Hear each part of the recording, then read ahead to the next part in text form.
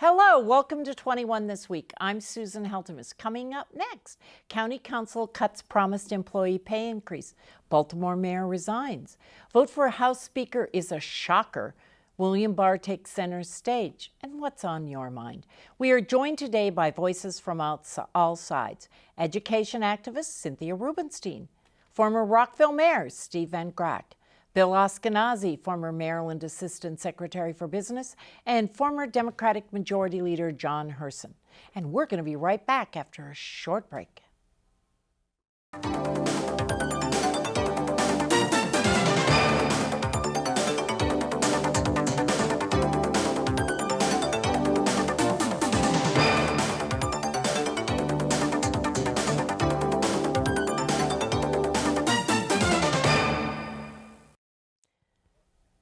Welcome back. This week, the County Council unanimously rejected the negotiated contract with the Montgomery County Government Employees Organization, or MCGEO. That would have given some county employees raises exceeding 9%. These raises were supposed to make up for contracts not fully funded by the council following the 2008 recession. Cynthia, the county employees promised the pay hikes include ride-on bus drivers, library workers, health department nurses, sheriffs, urban district workers, and county engineers. Was this an attack on labor, or is it just unaffordable and unsustainable? The latter. It was not an attack on unions, but other county employees were getting much smaller raises, and I know the council members are concerned about the sustainability of and setting up an arms race for negotiated contracts with raises, and they asked for folks to go back to the negotiating table, and they even suggested a more palatable increase of 6%, like 5.9 or something. 5.9, under 6%, more in parity with other employees' raises. Okay. Well, Bill, the council also cut $90 million from the retirement health benefit plan this week that was requested by the executive to cover a nearly $89.5 million shortfall. Andrew Friedson, the county council person, lamented that this fund is routinely rated for mid-fiscal year deficits, and this quasi-slush fund reminds me of the Transportation Trust Fund in Annapolis that always seemed to get rated. Is the county creating a fiscal disaster in the near future? And if you were a county employee, would you be worried about your health fund retirement? Two-part question. Right. First part is, it's prudent fiscal policy to re-examine budgets, allocate funds, and often you take it from more of a fungible fund. You want to call it a slush fund. I don't really like that term. But you do that to cover up some shortfalls. That is the word, though, that's used. While we're the second part of the question is, should I be worried if I was a healthcare worker in the retirement? I think that, whenever a sizable amount of money is taken from your fund, you got to project that in the future that would be made up somehow, because obviously some of these obligations are earmarked. So I'd say, on the one hand, I was a little pleasantly surprised that Elrich's administration did that, and it went through. Not surprised about Friedgen's reaction, because he is a very budget-minded guy, and he's also a newbie. But I'm not too worried about that. This is how politics play out. Well, and there are those who are saying that we're coming near perhaps a minor, major recession. We don't know. And this isn't good policy. But, John, what do you think about this? No, you were in Annapolis. I think he raised a good point. You have to be fiscally sound, and I think that's an issue that resonates to the electorate, particularly with this particular county executive. We have to be careful, and both the council and others are saying, let's be careful, and I think that's good. So, Steve, you were an executive of Rockville. What do you think about all this? Well, Montgomery County has a phenomenal government. It just runs beautifully, and sometimes we have to pay for it. I still am not certain that justifies 9%. Yeah. Yeah, well, it's going to be fun to watch as we get closer to the final vote. Okay, so next, Mayor Catherine Pugh, as I'm sure everyone has heard, resigned as the mayor of Baltimore on Thursday. In a statement read by her attorney, she was not seen. Pugh said, "I'm sorry for the harm that I've caused to the image of Baltimore and the credibility of the office of mayor. Baltimore deserves a mayor who can move our great city forward." Steve, The mayor is in legal turmoil with the FBI investigating her questionable financial dealings and her ethical behavior.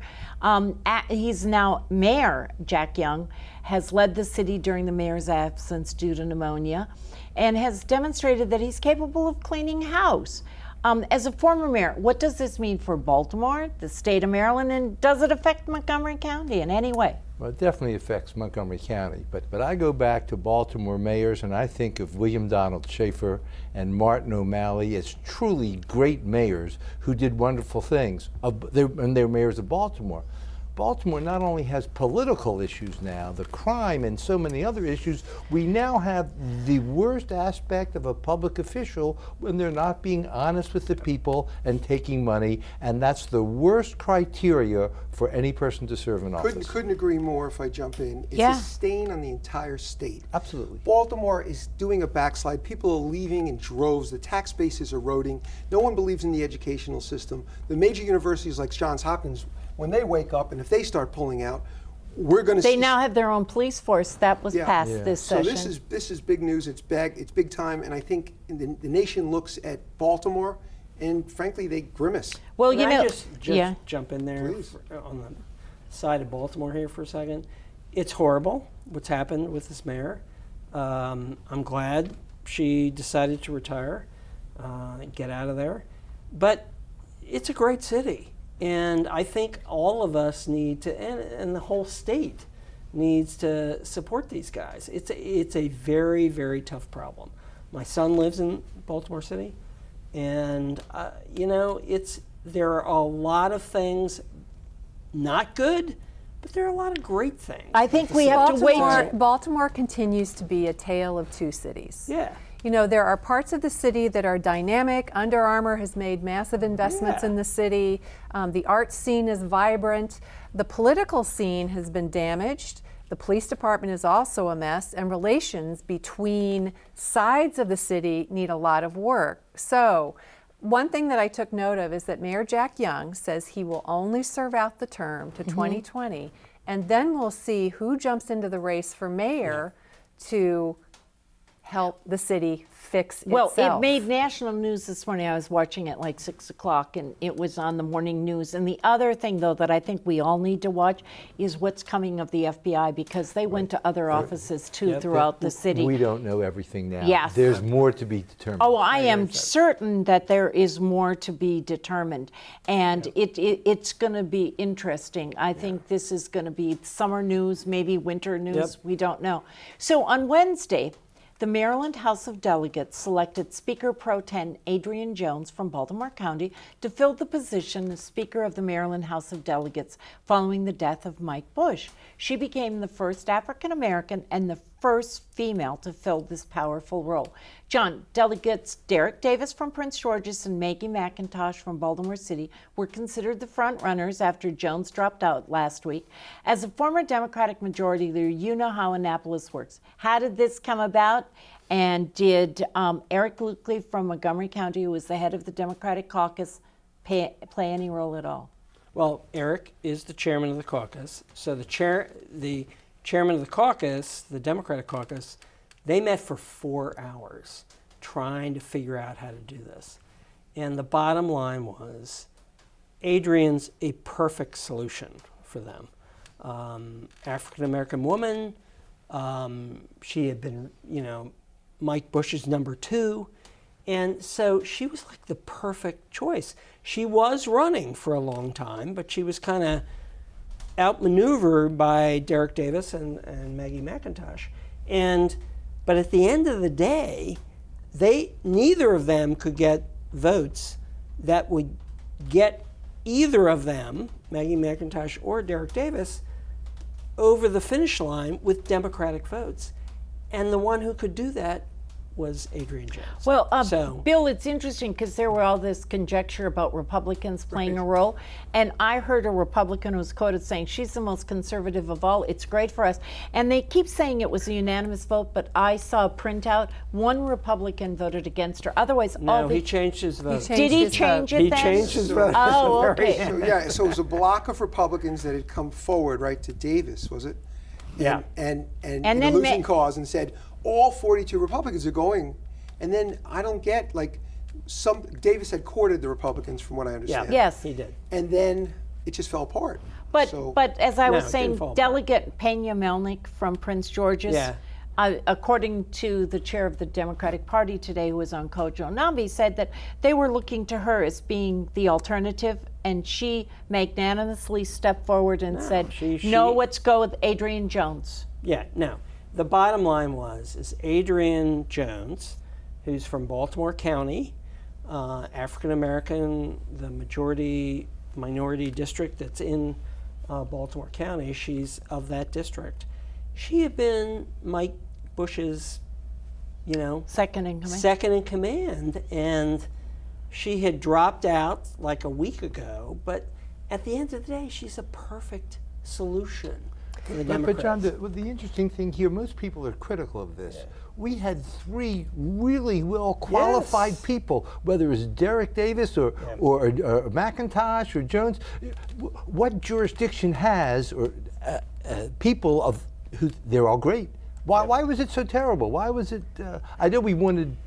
I think the Why is it bitter? politics of the Democratic Party at the moment, and this is reflected at the national level as well, between African Americans, who are the most important subgroup of people who support Democrats, were not being heard. And I think that was the major factor in this race as well. I mean, And what and I then- find There was also the divide between those who more moderate and business-minded and a little more conservative on the Democratic scale, Yeah. and those who were more progressive, who were not happy with some of Derek Davis's slow walking of certain bills. And on the flip side of that, progressives also were unhappy about his voting against the marriage equality. Right. And moderates were concerned about Maggie McIntosh being so progressive that they would it'll have be- difficulties but with I her. will tell you honestly, I think the major factor in this was it was time, frankly, for an African American to be the speaker. Yeah. And I think that was the major factor. And this was a solution to that issue. Well, I what's honestly think interesting- that And was she has a great reputation has as a someone wonderful who reputation. listens Yep. and seeks and works Yep. on consensus. Well, it'll be Right. interesting. and works across the aisle. Will she carry the clout, though, that Mike Bush had? And more importantly, I heard one interview somewhere with some senators that day, and there was in the back of their mind, we could be going through this too before the end of the year, because we all know Senator Miller is not doing well. And so they were saying, wow, this is can be painful. And I think even Republicans are satisfied. And But it'll be- Susan, I will tell you that Senator Miller was at Speaker Bush's funeral. Yeah. He looked great. Yeah. I mean, I saw I don't pictures. think that's From your lips to God's ears. Yeah. And okay, well, we have to move on. We're going to be right back after this short break. Stay tuned. Welcome back. The Mueller report still held the attention of Americans this week after the appearance of Attorney General William Barr, who appeared before the Senate Judiciary Committee and who refused to keep a commitment to appear before the House Judiciary Committee the next day. Panel: Barr's performance was vilified by the Democrats, who questioned his credibility and his honesty as he appeared to serve as the president's unrepentant attorney and not the nation's attorney. Those on the right defended him on all fronts as they vilified the FBI. Where are we at the end of yet another week as the 2020 presidential campaign is intensifying? And Bill, you're first. Come on. When is enough for this issue? It is just polluting our national consciousness. On the one side, if you're partisan, you go no obstruction, and the Mueller report said that, no collusion. If you're on the other side, you say, well, we didn't get to the smoking guns. It wasn't really fully aired. Nancy Pelosi, you could say, is adamant, and she called this guy a liar because Obviously, Because he lied. the FBI had raided and spied on the Trump campaign, and nobody wants that to come out. So Except she's yours- covering smoke bombs. That's what this is about. All right, I'm not gonna play. Well, Steve is first. Steve. Go. Well, my comment's going to be pretty simple, and that is read the report. The details of the report speak for itself. Okay. Don't let other people tell you what the report said. Okay, John, now what are you going to say? I just, the Attorney General lied. He lied to Congress. Nancy Pelosi was absolutely correct to call him on that. And I just think as Americans, we need to stand up and say, the guy lied. I don't want Trump to be impeached. It's a waste of time. Yes. And I couldn't really agree with you more. honestly think that's right. But I also think it's right for the Democrats in the House and anywhere to stand up and say, look, these guys are lying. But don't you They think are lying to us. we're going down a rabbit hole? Okay, well, of but investigation. Cynthia I think we speak need first. to call them on it. So Cynthia. we're sitting here in Montgomery County, Maryland, where people care deeply about this because we're all political junkies. I would like to talk to someone in Cleveland, Ohio, or someone in Minneapolis, Minnesota, or Fargo, North Dakota. Those I've or got covered. You Madison, want- well, you can maybe call a not family- Madison, Wisconsin, maybe Milwaukee, Wisconsin. And that's who every politician needs to pay attention to. I don't want the Democrats to overplay their hand, their righteous hand, and lose in 2020. There you go. At the So top of the other than ticket. Senator Harris, who was eloquent and vocal, right, and really went after him, the other presidential candidates didn't really make too much noise, if I'm Well, not I will mistaken. tell you And this. there's a reason for that. Because exactly right, they are playing it careful, and they sense with their political ears up that they're not going to taint themselves anymore with this mess. Let's move forward and talk about the issues. You want to be president of the United States? You want to win the Democratic nomination? Let's move forward. Well, what I found interesting is that President Trump's best friend, Senator Graham, read comments from the FBI's the transcript about things that they were saying about the president, and he was appalled. Yet one person on someplace, they had tapes of Graham saying the very same thing in the last presidential campaign. So this is my concern about the whole thing. The Republicans are such hypocrites. Barr is not going to release his emails, yet when it came to every darn email of Hillary Clinton's about Benghazi, they and won. one more thing about Russia.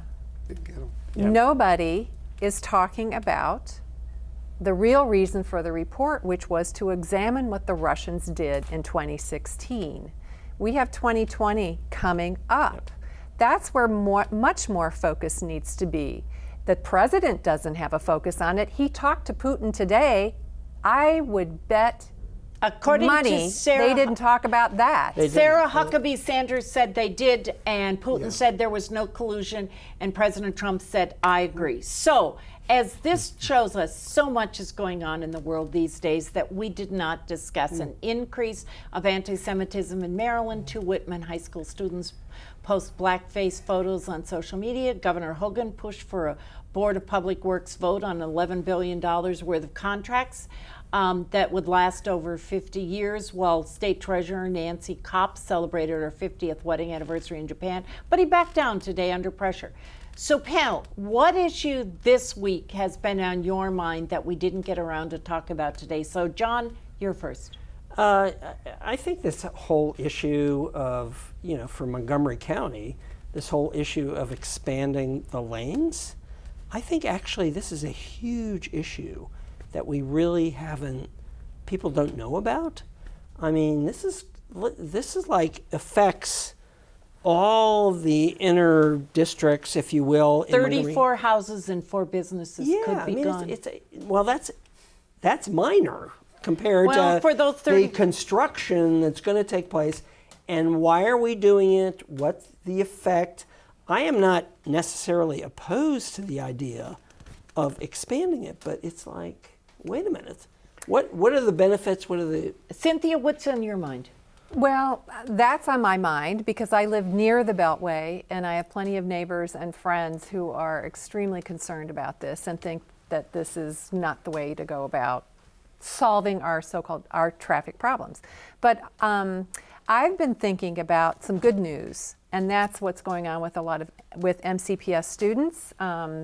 The student member of the Board of Education was elected last week. His name is Nate Tinbite. He's a student at Kennedy High School, and he represents a new generation of fine activist leadership. Over 70% of the vote, too. Correct. Bill, you're next.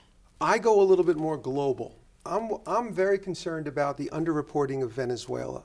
You've got freedom. You've got people who yearn for the freedom. They're thrown off the harness of dictatorship. And where is our country standing? We talk, and China is influenced now, and Russia certainly has troops on the ground there. But what defined international policy? It's in our backyard. You could talk about the Monroe Doctrine and all that, but where are we going with Maduro that? was on a plane today to go, and Putin stopped him. Steve, what's on your mind? You've got 20 seconds. Hate crimes. We have a whole concept of hate crimes in our nation that are becoming far too prevalent, whether it's anti-Semitic, anti-racial, anti-sexual, anti-gender. We need to work on that. Okay, so we'll be right back for parting shots. Now, with parting shots, Cynthia, you're first. Okay. This is some personal news from my organization called Passion for Learning. We were honored today by the Nonprofit Village as the Small Nonprofit of the Year. And the best moment of the entire event for me was listening to a student alumna, Ebony Gadsden, talk about her experiences with Passion for Learning.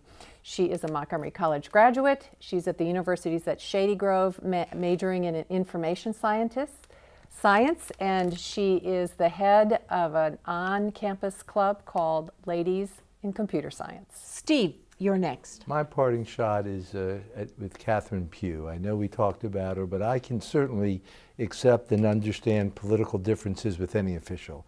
I cannot accept fraud and taking money.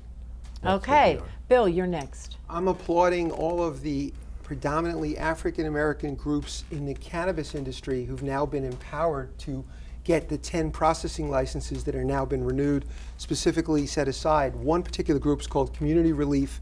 They're addressing hypertension, diabetes, obesity, sexual dysfunction caused from hypertension drugs, all in the underserved communities. There'll be subsidized cannabis that will go to the most underserved districts, and that will take off the unadulterated, contaminated product off the street corners.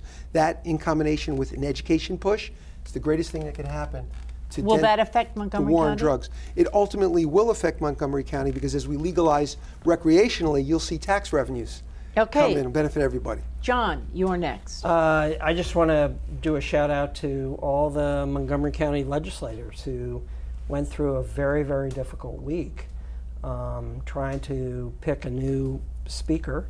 Kumar Barve and Kaiser, Kathleen DeMay, who are the leaders for Montgomery County down in the legislature. This was a very tough week and a very tough decision. Adrienne Jones is a perfect choice for the new speaker. I think she's going to be incredibly valuable to all of the delegates in the House. And my shout out is to them because they did a great job. They ended up with a great result. Well, I personally want to wish the very best to Rob Green. For those of you who don't know, he is the director of Montgomery County's Department of Correction and Rehabilitation. And Governor Hogan has just selected him to serve as the head of the state's Department of Safety and Correctional Services. And it's a real loss for Montgomery County, but I think that Maryland is going to gain a lot. And I personally am going to miss Rob Green. Wherever you saw him, he had a smile. He reached out to people. He was sympathetic. I've worked with him with some things at the correctional facility. He knew the inmates. He knew his staff. And anyway, good luck, Rob, I'm going to miss you. And I want to thank our panel, the crew, and you for joining us each and every week for Montgomery County's hardest hitting political talk show. And be sure to follow us on social media, See you next week. I'm Susan Heltemes. Bye for now and for 21 This Week.